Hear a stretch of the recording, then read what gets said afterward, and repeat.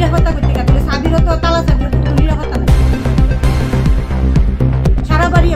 boundary চিন্তা যাইব গাছ কতটা বলবো গেছে আনুমানিক আমি কিতা কইতাম আমরা একটা ব্যবসা সব জিনিস মিলে কত হিসাব না বলে